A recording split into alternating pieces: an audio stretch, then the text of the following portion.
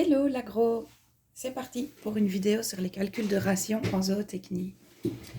Donc on a eu 2 TP, le premier TP était très théorique et personnellement je n'y ai pas assisté mais j'ai relu les slides par après et le deuxième TP c'était principalement faire des exercices et je pense que c'est là que tout se joue. Donc toute la partie théorique, je ne pense pas qu'elle va vraiment interroger là-dessus. Ce qu'il faut bien comprendre, c'est cette feuille-ci qu'elle nous donne et qu'elle nous donnera à l'examen.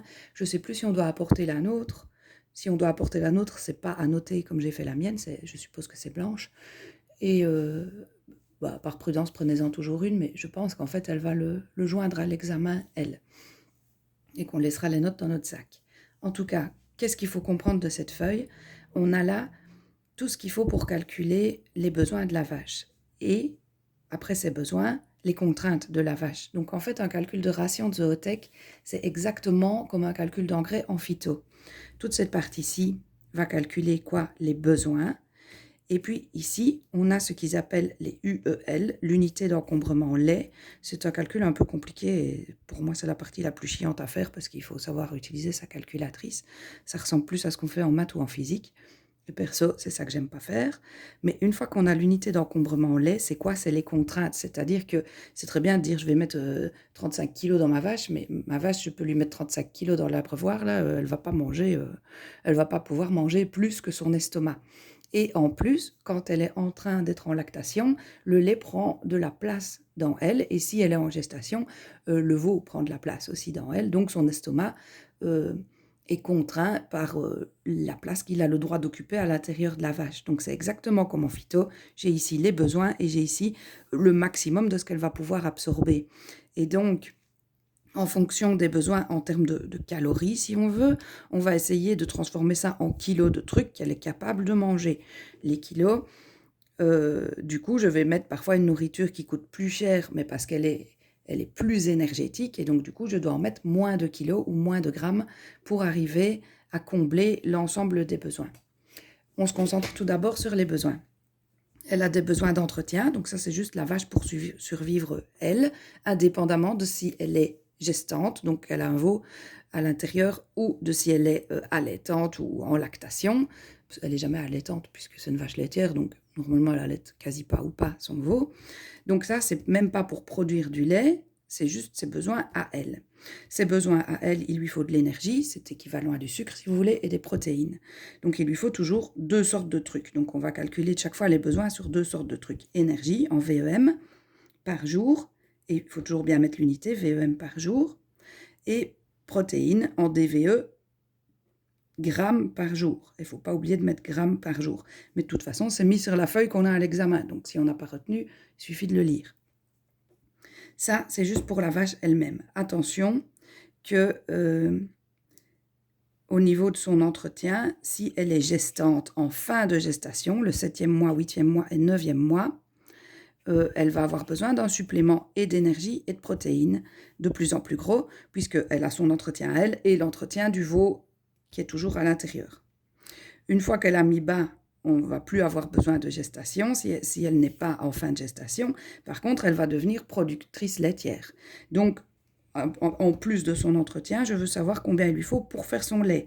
Et moi, je veux qu'elle fasse un max de lait. Donc, je veux lui donner un max d'énergie par kilo de lait produit. Donc, chaque fois, je vais faire fois le nombre de kilos qu'on me donne dans l'énoncé, en énergie et en protéines.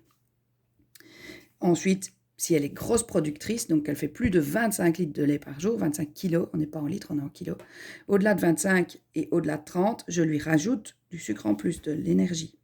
Et si elle est toujours en croissance, c'est-à-dire quand elle a son premier veau et aussi son deuxième veau, elle est toujours en train de grandir, donc là aussi, je lui rajoute de quoi combler encore plus ses besoins d'entretien à elle. Quand j'ai calculé tous les besoins, je trace une ligne, comme en phyto. Je vais calculer l'encombrement avec la formule pénible, mais bon, assez claire.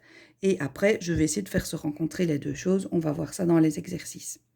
Au niveau d'un énoncé, comment savoir si elle est gestante, allaitante, tout ça. Je prends par exemple le premier énoncé de Cathy, là, dans ces exercices.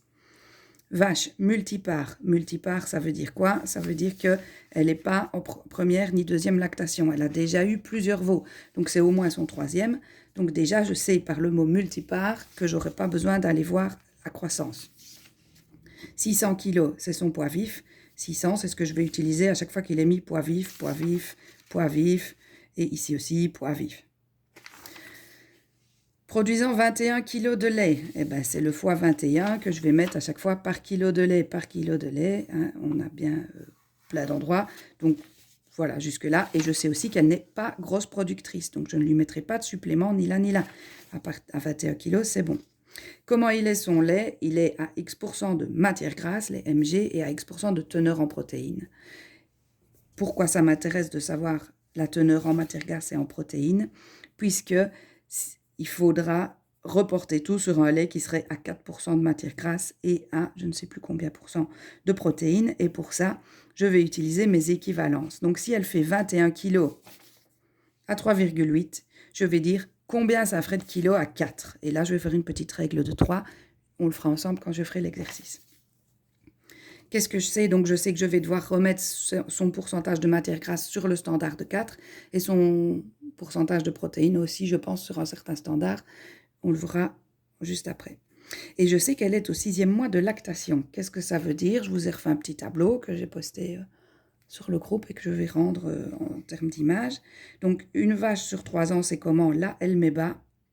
Quand elle met bas, elle a 3 mois d'anostrus. J'ai du jour 50 au jour 90 pour la remettre en cloque. Je peux à partir de 50, mais souvent, je pense qu'on calcule nous sur 3 mois, puisque c'est plus facile d'avoir des mois entiers. On pourrait calculer 2 mois, mais c'est short. Moi, je crois qu'on calcule 3. Il faudra vérifier ce qu'on fait nous dans notre cours.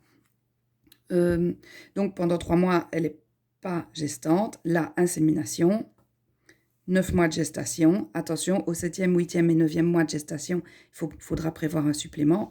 De nouveau, mise bas. De nouveau, 3 mois d'anostrus. Insémination. 7e mois, 8e mois, 9e mois, prévoir le supplément. Mise bas. Et on arrive à l'année 3. Anostrus, donc je vois qu'elle fait un veau par an, chaque fois au même mois. C'est pour ça que j'ai calculé 3 mois d'anostrus. C'est plus pratique, c'est plus facile à gérer de savoir que ta vache, elle met bas à chaque fois le même mois de l'année. Évidemment, dès qu'elle met bas, elle a un veau, donc elle démarre une lactation. Et une lactation typique, ça dure 10 mois. Donc au 10e mois, elle est tarie. Certes, elle est tarie, mais attention, elle est en toute fin de gestation de la gestation suivante. Donc, quand je vais dire une vache ici à 6 mois de lactation, je calcule 1, 2, 3, 4, 5, 6. Je vois que ça veut dire qu'elle est gestante de 3 mois. Donc, ça veut dire qu'il faudra prévoir ce qu'il lui faut de ration pour la lactation en plus de son entretien, mais je ne dois pas prévoir de supplément par rapport à la gestation. Du coup, si j'arrivais à une vache qui est au 9e mois de lactation, attention, elle est au 7e mois de gestation, donc il lui faudra déjà un petit supplément. Et si on vous dit que c'est une vache qui est tarie, je calcule alors ses besoins. Attends, je remets les besoins. Ses besoins d'entretien, je ne sais pas si on le voit bien, mais du coup, je ne calcule pas de besoin de production laitière parce qu'elle est tarie, mais si elle est tarie, ça veut dire qu'elle est en toute fin de gestation. Comme vous le voyez, les mois où elle est tarie, c'est les mois où elle est en fin de gestation, donc là, je ne calculerai pas pour la production laitière, mais je calculerai les besoins de gestation. J'espère que c'est clair. Tout ça, c'est la théorie, et pour moi, c'est tout ce qu'il y a à comprendre. Si vous savez faire ça, vous saurez faire le calcul qui suit. Je fais le calcul dans une vidéo à part.